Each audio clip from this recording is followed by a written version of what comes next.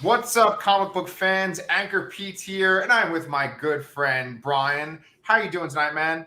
Doing good, Pete. Been a long time. Nice. Yeah, I know. Well, I'm all set, and I think that the timing couldn't have even been better because one of our favorite shows just came back, right? Yes, very unexpectedly. I mean, Yes. yeah, it was unexpected. Yeah. Did you know that they were okay? So we talk about what we're going to do tonight. We are talking about Young Justice season 4, which is called Young Justice Phantoms, and right now it's streaming on HBO Max. So if you guys haven't watched the first 3 episodes, go watch them now on HBO Max and come back and join us. So, Brian, you were saying that like you knew that this was coming. Were they talking about the show? It kind of was a complete surprise to me. I mean, we knew a 4th season was coming, but it's. I think it's been more than 2 years since the 3rd season ended. I mean, at least we got to consider that the 3rd season premiered on. I don't remember the name of the service. It was the DC's live service. Right. It was DC Universe. DC Universe, yes, yeah. That's where it started, and it's been so long that I don't even remember the name of it anymore. Yeah, I feel kind of bad for DC Universe because they had a lot of ambition. It was around for like less than a year, and then they had to scrap it. Yeah, got folded into HBO Max. You know what? It's better. I mean, it was a cool idea, but there wasn't enough content. I mean, like there were people that wanted TV, and there are people that wanted comic books, and I'm not sure that the audience crossed over as much as they would expect. Yeah. So I think it's better that all these shows moved over, and I'm glad they're literally all still going. Especially Doom Patrol, right? Yeah, God, I haven't started season 3 yet. It's all good, man. I'm behind on like 4 different shows. I'm gonna awkwardly stand up, open this door right over here because my dog is barking. Hold that thought. I'm not leaving you. Hold on. Come on. Oh, 2 dogs. Okay. I don't hear any dog barking. I think you just wanted to just get away from me for a second. I just wanted to give you an awkward moment. Yeah, mission accomplished. So I had a question for you. I actually didn't look this up in time for our show, but I didn't know when the first episode of the show premiered. Do you remember what year that was? Oh man, it was a while ago. I want to say it was like 2011 or 2012. Yeah. See, that's the thing. In the 3rd episode, they make a reference to like when they first met each other, Superboy and Miss Martian, right? Yeah. And they said that they've known each other for 10 years. And I was thinking that might legitimately be the amount of time the show has been around. Yeah, actually, yeah. Maybe we are going in real time here. That's actually an excellent point. Yeah, it says the show started in 2011. So yeah, that makes sense. That is crazy. Yeah, I think that you should tell people that one quote that you said about why you like the show, because I think it really perfectly sums up this show. I don't remember what I said. I really like I just like this show so much, and I like how they really there's so many characters, and it makes the world seem very big and deep. Everything is well written, everything is well acted. They don't constantly and one of my favorite things is that they have the big characters that you're used to seeing in every series there, but they're background supporting characters, and it's so perfect because they get the spotlight, lesser characters. And I really appreciate that about this show, and I wish other IPs, like some of our favorites, like maybe Transformers, Hasbro, take a hint, would do something like this because it's such a great show. Yes. Yeah, I think you really said it right there. It is like our favorite kind of comic of Transformers, like More Than Meets the Eye, because it would just focus these sort of background characters. Yes, there would be some of the main major characters that we know, but they really give those background characters a chance to shine. Like, I think that this is the most we've ever seen of Ms. Martian in any kind of media. Oh, yeah, she's barely a character in the comics. Right. And there's different interpretations of characters that we know. Like there's obviously their interpretation of Robin and Nightwing, and there is their version of Superboy, and everyone is just slightly different. And did you know that this world is actually one of the worlds in the DC multiverse that they have? I kind of figured it would be, but what number is it? What Earth is it? So it's Earth 16. Okay. But apparently Earth 16 already existed before this show. And so to kind of retcon it, the creators were like, oh, well, this is a TV show that's featured in Earth 16. So that's kind of weird. Okay. Yeah. But the people that made it, do you know who the two guys are that are the showrunners? One of them is Greg Weissman. One of them has your son's name. And Brandon Vietti and Greg Weissman. Okay. And I just did a little research tonight, and I was like shocked to see what they had worked on. But then when I realized how good this show is, it's like, of course they worked on these things. Like Brandon Vietti worked on the show The Batman, which is actually really good. Do you remember that one? Yeah, I remember that one. Yeah. I remember being kind of snobby about it when it first came out. It was like, oh, this isn't Batman the Animated Series. Because it followed Batman the Animated Series and Justice League. I mean, how could you not be critical of it? Of one of the greatest animated series ever created. Exactly. But it was good. I mean, I didn't watch the entire series, but I've seen episodes. I mean, after the fact. So. Yeah, that's the one that has the weird kind of Rastafarian Joker. It was voiced, I believe, it's voiced by Bender from Futurama. Yes, I think you're right. Yeah. and like Bruce Wayne like plays a guitar in that show too. Yeah. There was a weird thing, but that that's they needed, like, sometimes you just need to do something different once you're following something that was so good, because otherwise you're just going to be endlessly compared. I mean, even though I guess we did it anyway. Yeah, you need to make some bold choices sometimes. Yeah. And so Brandon Vietti worked on The Batman. He worked on Batman the Brave and the Bold, which, once again, very different from the animated series and The Batman. But that was really good, too. Right. Yeah. And wait a minute. I think Bender was Aquaman in that show. Dude gets around, man. They like him. Brandon Vietti likes him. And then here's my favorite part. He also directed Batman Under the Red Hood. Oh, that's one of the best DC animated movies, too. Mm-hmm. I'm going to ask you a tough question right now. Which one's better, Batman Under the Red Hood or The Mask of Phantasm? Well, God, Mask of the Phantasm was like a theatrical movie. I mean, it was like there was a straight to the. Oh God. I'm gonna go Mask of the Phantasm. Okay. I think I'm going to go Under the Red Hood because I love Mask of the Phantasm. The beginning music of it is incredible, but and it's such a good story. But I think Under the Red Hood just took things to another level, and it has one of the best endings of an animated movie I've ever seen. It does, but I think there's just I'm giving it to Mask of the Phantasm because there definitely are increased production values on the movie, and I mean there was that's the one that had they usually when they introduce a new character and there's like, oh, there's a new person and then there's a new villain or whatever, it's like, oh, clearly that's the person there, but they had some choices you actually didn't know. Like I think there were three new characters, well, not new characters, but like three characters that first appeared in this universe that could have been the Phantasm. Yeah, 2 red herrings and then Batman's girlfriend.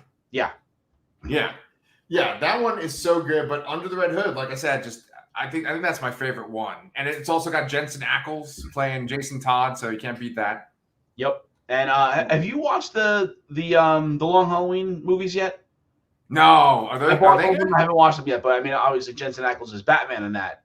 So that was one of my driving factors in buying it because he was so good as Jason Todd. Yes. I keep getting thrown off by our images here because, like, I'm so close to the camera and I have such a big head and body, and then you're like further back, so it kind of looks like I'm your dad and you're my child. You are like a foot taller than me, Brett. Not a foot, maybe like half a foot taller than me, so it's not so far off. Yeah. Can you get real close? No, yeah, get up in there. So then let's talk about Greg Weissman. This guy created the show Gargoyles too. Oh yes, Gargoyles. Right? Yeah. Like, look at that freaking combination. The guy that made all these DC shows and then the guy that made Gargoyles, they had a baby and it's Young Justice. And I mean, Gargoyles was such fantastic serialized storytelling. Like when you first watched it, it's like, okay, this is a Ninja Turtles ripoff. But then they like get into their backstories, and they're all from like Scotland and all this stuff. It was crazy. Yes. And I've been so tempted lately. The company NECA it just started making Gargoyles figures, and I'm like, do I want them? Can I at least get Goliath? But I haven't pulled the trigger yet. Oh man, that's worth it. That was such an awesome character. And then he was voiced by Keith David, and they had so many cast members from like the Star Trek, the Next Generation. They had Riker and Troy and Worf. Yeah, there was more than that, but I can't remember off the top of my head. Yeah, I think even like Data and stuff, like he might even play like a little I think you're right. Yeah. Right. Yeah. So anyway, Greg Weissman, he was a writer. He created Gargoyles, but then he also was a writer on Ben 10. And actually, Ben 10's a lot better than I think a lot of people think.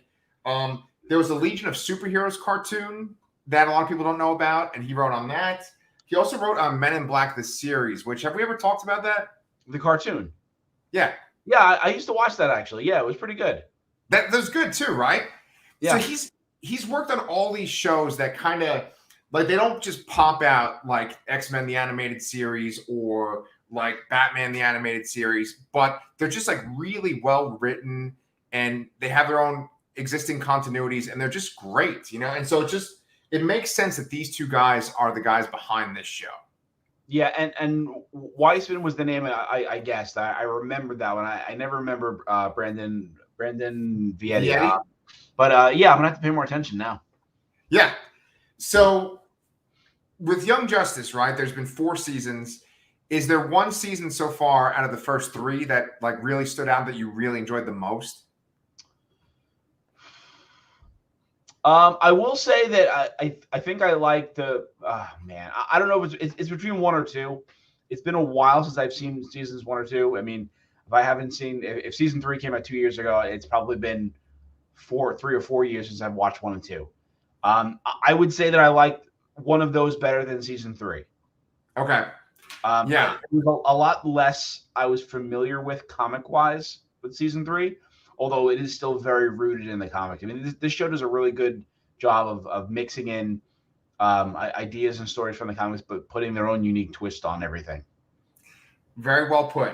And one of the best things about the way that they do it is that they don't go in like sort of chronological order. It's not like, okay, we're doing stuff that's from the 60s. Now we're doing stuff from the 70s. It's like they'll do stuff from like the New 52. And then they'll do stuff from like the 80s. You know, they'll kind of cherry pick what they're going to adapt. Yeah, I mean, they did one of the most famous Titan stories in the last season. You know, with the whole Terra and Deathstroke thing, and you know, but in season 2 they had Blue Beetle and all those things going on too. Yes, that's exactly what I wanted to bring up. That was one of the high points for me for that show was that they made a whole arc about the Scarab people, like the people that make Blue Beetle's armor. And I love that Blue Beetle character, that Jaime Reyes. Yeah. I always loved his comics. I thought he was a great introduction to the DC universe. And they just like really blew up the mythology behind that race. Yeah. Yeah. So with this 4th season, I think they did kind of a radical approach. First off, I can't remember them saying that like Martians are like in all the DC books I've read and even some of the movies and stuff, they make it that like the Martian race is wiped out.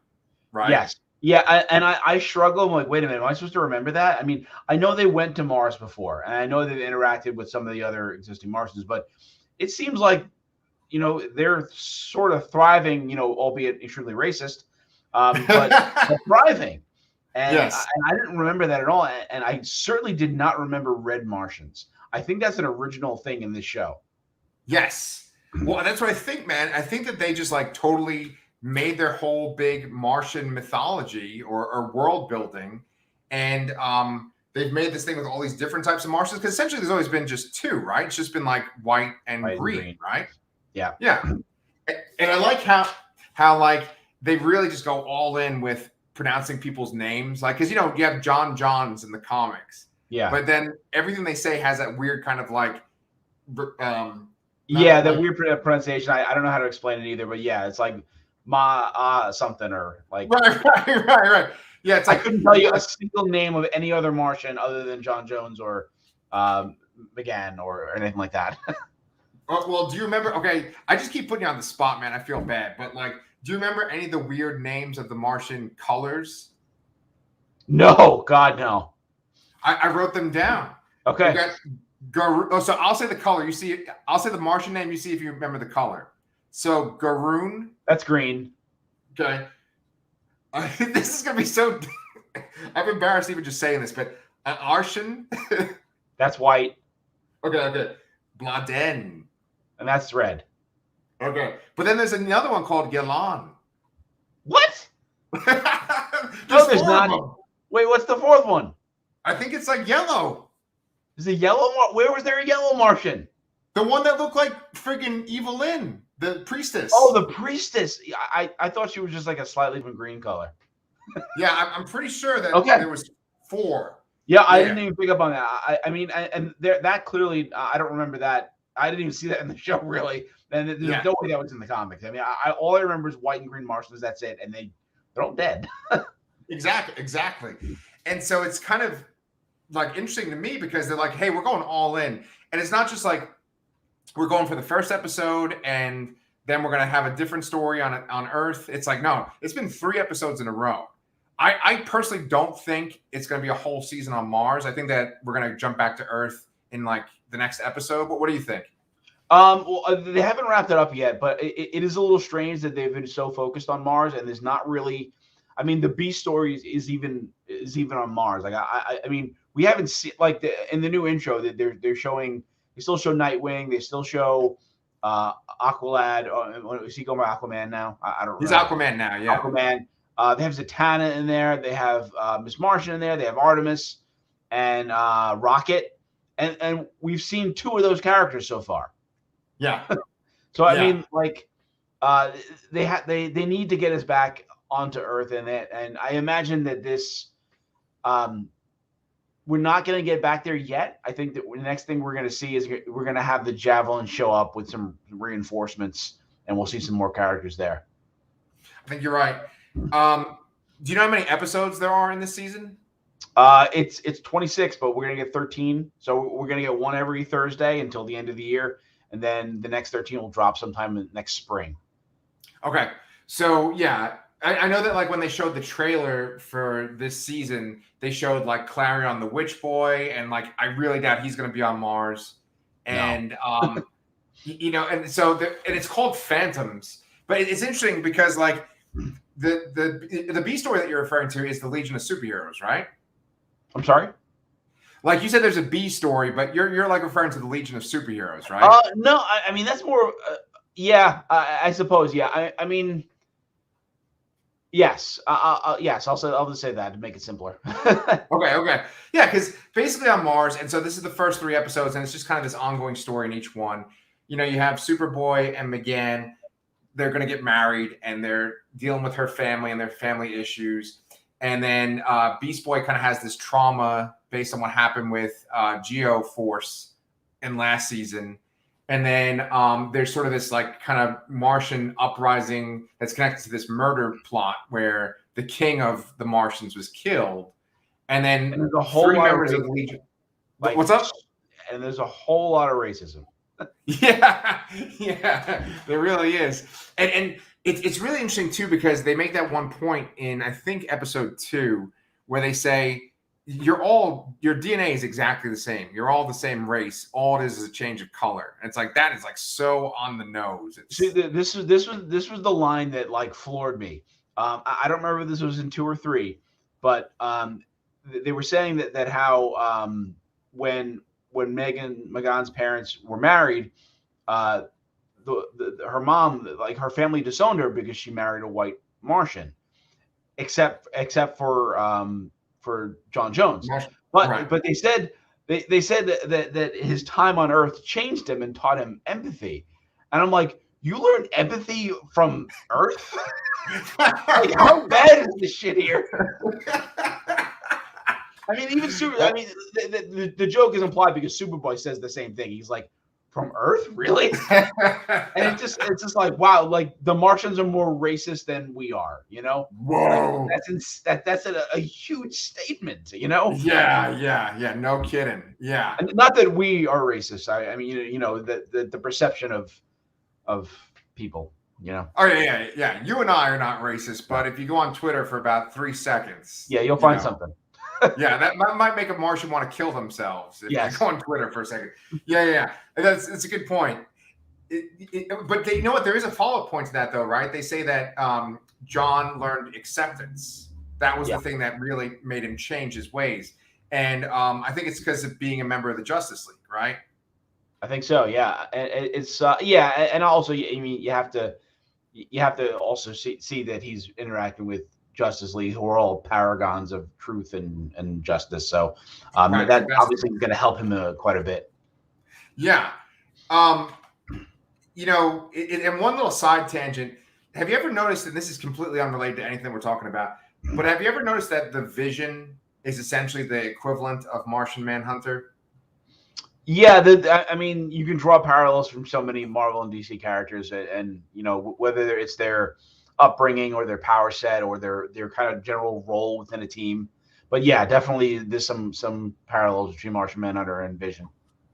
Yeah, like becoming intangible and you know, even kind of his coloring to some degree. The telepathy thing is all Martian Manhunter. And that's one of the fun things about this season, too, is that everyone's just talking telepathically to each other. So you don't see people's mouths moving the whole time. And honestly, I hate it. You hate it? I mean, I really appreciate the detail they're putting into it like that and the thought in that. But from a viewing perspective, I really don't like not seeing mouths move. I don't know why it bothers me. But yeah. I get it. It makes sense. I respect it. It's a really like insane attention to detail thing, and that's great. That's the reason I love the show. But I could do with less telepathy talk. Yes, and it's a little bit much in these 3 episodes. Yeah. And like I said, man, they just are going all in. They don't care about like someone that's new to the show or like someone that would think this stuff is kind of far-fetched. It's just like, you should know all this about DC. You should know all this about this particular show, you know? Yeah. There's no swimmies. They're just throwing you into the deep end. Oh, yeah. You go straight into the deep end. And, you know, I mean, you need to study for this show, basically. Yeah, no kidding. So one of the things I like, too, is that their ship, the bio ship, that's been around since like season 1. Yep. And it goes and has a little bio ship orgy at one point or participates in an orgy, right? And then they make a little bioship baby. And they call it baby. And they call it baby bioship, and it's cool. And to me, that's probably the greatest way to create a toy for a toy line. Yeah, an orgy. Like, just put that in a cartoon. Yeah, also all the characters had an orgy, and now there's new toys. Yes. This little ship was part of an orgy, yeah. And so that's even better than killing off Optimus Prime. Yes. So that, you know, but that's just one of the aspects of the show, these little ancillary characters. And one thing too, because we're gonna talk about the story more, but before I forget, the way that the show ends with the credits is always real interesting too. Last season they would show the credits and it would just be like the dog sleeping, the wolf sleeping, right? Or the ship or something like that. Yeah, but it was just very tranquil kind of scenes at the end, and they kind of up the ante this season, so that they'll have something like that, but they'll have something a voiceover on it. And I got to say that we can get to this later, but the third one, on the last one with Superman was hysterical. Probably the hardest I've laughed in this entire show. Yeah, and a little scary too. Yeah, absolutely. Especially between Brightburn. Yes, right, exactly. That's the exact thing. Yeah. So we should probably talk about the Legion of Superheroes, right? Yes. I'm pretty sure, just based on just looking at them, because I don't think that they've said each other's names, but I'm pretty sure it's Saturn Girl, Chameleon Boy, and Phantom Lass. Yes, I looked it up. I recognize Saturn Girl and Phantom Lass, but I couldn't pinpoint Chameleon Boy. I'm not all that familiar with the Legion, and and they did tease them at the end of last season, right? Like someone was wearing a ring, or somebody found a ring, right? Yes, absolutely. They had a ring last season, and that's their kind of way for if you're just watching the show and you don't know anything about DC, then at least you could be like, oh, we saw that ring last season. I don't remember the context though. And then like just DC fans would be like, oh shit, the Legion's in this, you know? So I mean, even I did that. I don't even know the Legion. I was like, oh shit, the Legion, but who's the Legion again? Yeah. The Legion of Superheroes, it's kind of incredible because like in the 80s, they were like almost as popular as the X-Men, and the X-Men were huge in the 80s. Like it was like Teen Titans, the X-Men, and Legion of Superheroes were like the main comics. And it's just like the Legion of Superheroes comic is like this show. It's just so dense, and there's all these different relationships, and there's so many characters. You know, like they're called the Legion for a reason. There's like hundreds of them, you know? And so I don't know what the hell their part is in this whole season. And I don't even know why it's called Phantoms to begin with. Yeah, I don't know why it's called Phantom. I mean, Outsiders, obviously, he was referencing the Outsiders team, you know, also from the 80s. Phantoms, I have no clue. I mean, unless it's something with the Phantom Zone, I have no idea. But I also don't know. I mean, it's got to be something from the Legion's comics that we're not familiar with. Because they seem to be building them up slowly but surely. And at the same time, I keep thinking, like, you know, who is doing all the bad stuff here? Who is the villain here that's doing this stuff that the Legion is here to interfere with? Because that's one of their big things, is that they don't interfere with, you know, the past or whatever. Right, past events, yeah.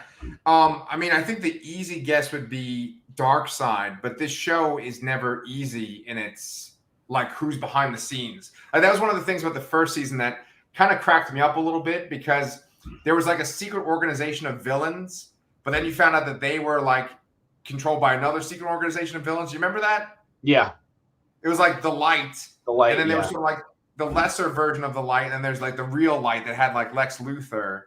And it's all been this overarching thing that involves Apocalypse and Darkseid. And I would think that because of the Legion, it might be tying into this one Legion event from the 80s called what the fuck was it called? Like the Darkseid, or the Great Darkness. The Phantom War. The Phantom War. Oh yes, right. There you go. You know, because last season focused so much on Darkseid and the anti-life equation, and you know, they had mother boxes and all that kind of stuff. Cyborg got introduced. I wonder, like, what Darkseid's plan is now, because didn't they kind of like achieve the anti-life equation with the girl who's like in a Muslim body? Halo. That's the weirdest fucking sentence I've said all week, by the way. Didn't they achieve the anti-life equation in the Muslim girl's body? Yeah, it's Halo, or Violet, whatever you want to call her. Yeah, they did something. I don't remember how it was even resolved. But like I said, it's been 2 years, like literally 2 years since the third season ended, and I didn't know the show was coming, so I didn't get to rewatch it or anything like that. So is Halo in the comics? Yes, she looks a lot different though. She's if you look at like the 80s Outsiders comics, you'll see her there. I mean, she's kind of brightly colored. I believe she's blonde. I don't know if her name is the same, but I mean, again, that's one of those things where they took something and they just twisted a little bit to make it to make their own take on it. Yeah. And she had this really kind of complex origin too, you know, and so it seemed like, I remember this episode with like Granny Goodness, where essentially she's like, oh, they have the anti-life equation, and everyone that follows the comics, they know that that's like Darkseid's big. He's always going for that. And so it's like, once you get to that point, what do you do with Darkseid after that? And if with Phantoms, I mean, you said it could be something with the Phantom Zone. I don't know. I'm wondering. That was just a dumb guess because of the word association. But I imagine this has to be something with the Legion, and they're going to play a much bigger role in this than we've seen so far. And it's going to be something that I'm not familiar with. Yeah. I love it. I mean, do you like this season so far? Yeah, no, I think it's been a little narrow with the Mars stuff. I wish we had a different, like I said before, B story that was on Earth still. God, I can't believe I said that. I always hate things that are on Earth. We're in space. I'm like, give me all the space stuff.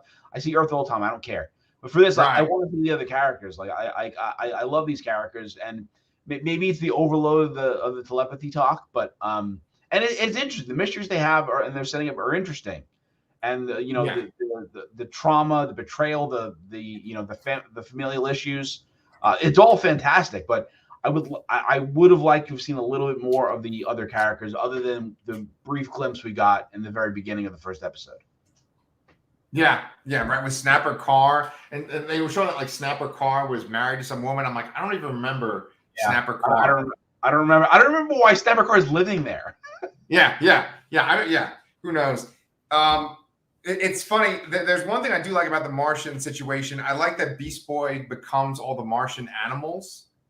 Yeah. And then I like that he became this creature, and I think that the creature, they named that little kind of terrorist group after that creature. Like that creature's like a Martian wolf, right? The big green one. The big green one. It looks like it's like one of those things from Hellboy, the first Hellboy movie, right? And so they say the name of it, and I kind of laughed when they were saying it. I gotta find where I wrote it down, because it basically sounds like the second word they're saying is fuck. Oh yeah, here it is. It's called it's called the Ma'al Fa'ak, right? And you got to think like you're a voice actor sitting in a booth and you're chanting Ma'al Fa'ak, you know, like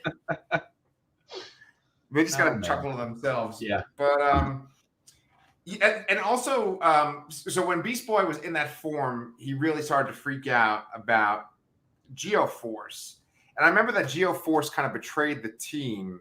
And he kicked them out of his country, right? Yeah. Okay, but he's not dead. He's not dead. No, he's definitely he's ruling. Oh my God, what's the country? It's not. I think like Sokovia, but then that's Marvel. No, it's it is a made up country. Yeah, I remember there being political tensions between a neighboring country in that area. I know Beast Boy's girlfriend is like the princess of the other country. It's not Terra? No, it's not Terra. Oh, okay. It's Perdita. Okay. Yeah, Terra's one of the younger in this, I think, than even Beast Boy is. Yeah. So, but yeah, I know. I mean, you're thinking of the classic, Titan story. Yeah, no, they're not a thing. Yeah, that's another thing that kind of blows my mind about this show, because in the very beginning of this episode, we were talking about how there's essentially like a 10-year span for this show, potentially. And they go through like different generations of young heroes. You have like the original Teen Titans, who are now like the Titans, with like Nightwing and Aquaman and, and even like Roy Harper. I think like his clone is still alive, and he's one of the characters, right? Well, I think 3 of his clones are still characters. All right. That's how fucking convoluted the show is. So there's that. And then you have like the younger generation where you have like Tim Drake and like Impulse and stuff. And then you even have like a younger generation where I think they've introduced Damian too, I think. I don't know if I've seen Damian in here yet, but I would almost argue that the newest youngest generation was the characters we focused on last season. So it was Halo and Forager and Geoforce. Right. Although, age-wise, they don't necessarily fit in the younger generation, but they're the newest wave of heroes. So there have been like 4 different generations of heroes, really. Yeah. And that's kind of cool too, because like with Marvel, they always would say that the Marvel timeline is only like 10 years, and it just like encompasses all the Marvel comics. And they're saying that this is essentially 10 years and encompasses all these generations. The team that I was referring to, I think maybe they haven't introduced Damian, and it's like they have Tim Drake, and then he has a team that has like Spoiler and Cassandra Cain. They were in that last season too. Yeah, they were working with Batman, I believe. Yeah. Have they ever addressed Jason Todd on the show? That's a really good question. I think they might have referenced him, but I think he might actually be dead. Yeah. There's like no Red Hood, and the Joker's only been on like once or twice tops. I think it was just the first season. Yeah. So right, that was that team of villains that like they thought they were the light, or the good guys thought they were the light, but then it was another team. So, are you looking up? I'm trying to look up of Jason Todd. Oh, okay. And I was gonna say Geoforce's country too. It's not Barovia, right? Markovia. Markovia. There you go. Yeah, there we go. As long as you got a Via in there, it's a fake comic book country. Yep. You know. So yeah, they do reference him. He was there. I don't think he was. Was he actually in the show at some point? But he does die. They don't really. Okay. Oh yeah. No. He was in a few episodes. Okay. In season 2. Yeah. And see, that's how crazy this show is, that you and I have to like research this stuff just to remember, like, oh, is that guy on the show? When was this person? It's so dense. There's so many characters, and they just expect you to keep up with everybody. It's a very brave thing, and I think that's probably the main appeal of the show for me. Yeah. Like I said, they're we read comic books that are based on either a single character or a team. This show, it sort of focuses on a team, but really it's encompassing an entire universe of characters. And there's so much depth, and I like how much they jump around, and they really give these characters room to breathe and take the spotlight, and you just grow. And there's just so many, and it's so good. Yeah. And one thing I like about giving those characters the spotlight is they're showing in the opening credits that Rocket is going to be one of the main characters, and she's connected to this whole Milestone DC universe that's from the 90s, and that's making a comeback in the comics. And I just always loved the Milestone universe when it was around. They tried to kind of bring it back in the DC comics, but it wasn't as good. But when it was around in the 90s, yeah, like comics like Blood Syndicate and Icon, which Rocket was like his sidekick, and Hardware, which is kind of like an African-American Iron Man. Fantastic books. And a lot of them were written by Dwayne McDuffie, who wrote a lot of these Justice League cartoons. But, he passed away years ago.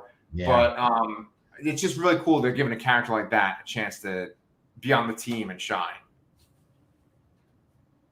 I'm sure. I was trying to look up if Damian was in the show or not, but can't quite tell. Yeah, it gets a little confusing too, because they've also had these animated movies have their own continuity, and in the animated movies, Damian has played a big role, like with all the Batman animated movies, like Bad Blood, and he was in Batman versus Robin. Yes, yeah. It was a whole series of started with some Son of Batman, I believe. So yeah. And that all ended with the Darkseid War, too. Darkseid's always kind of like the main end bad guy. Once you get to Darkseid, it's kind of like, that's it. Yep. Yeah. So exactly. So what are they going to do this season if they already did Darkseid? Right. Exactly. I don't know. So we'll see. But I am all on board. We're going to review episodes when they come out. I know episodes come out on Thursday. Brian and I like to meet on Wednesdays. So we will meet next Wednesday to talk about episode 4, which is going to come out tomorrow, right? So hopefully by then you'll have a chance to have watched it and maybe digest it a little bit, and then you can come hear us talk about it and not spoil it for you. Boom. I love that logic. Yes. And guys, if you haven't liked and subscribed, please do. And we'd love to hear you guys join us in the comments too. So make sure you join on. If you're big Young Justice fans like us, we definitely want you as part of this journey too. So until then, Brian and I will see you guys next week.